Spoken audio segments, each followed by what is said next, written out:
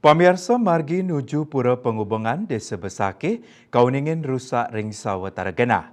Punika mawinan krama ngabtiang margi inucap digelis kebecikang mangda nenten sayan rusak tur kaun.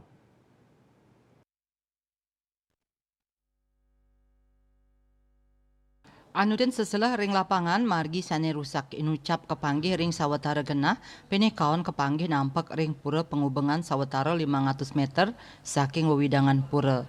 Aspalnya ni keles tur tanahnya ni embit miwah bolong.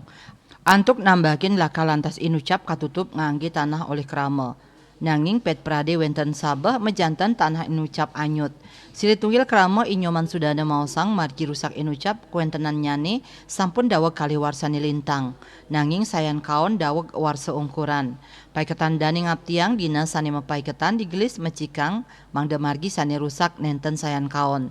Kios margi rusak sudah nemausang wenten jembatan taler sani kosek kampetin tanah. Puniki kepanggih santukan ritat kale sabah toyon nyane nganyudang tanah kantos ngempetin margi.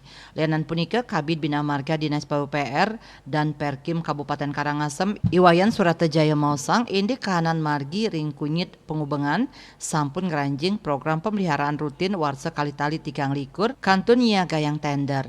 Yening memargi antar mencikang margi inucap sidak laksanayang ring sasih Mei sani Jakirau. Eka Parananda Bali Pos Nguningayang.